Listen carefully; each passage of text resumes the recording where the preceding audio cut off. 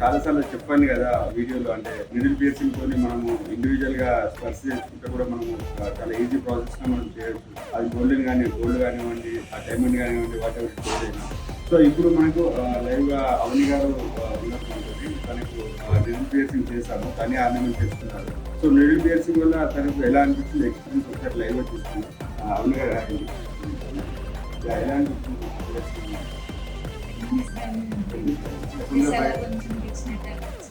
ముందు భయపడుతున్నారు.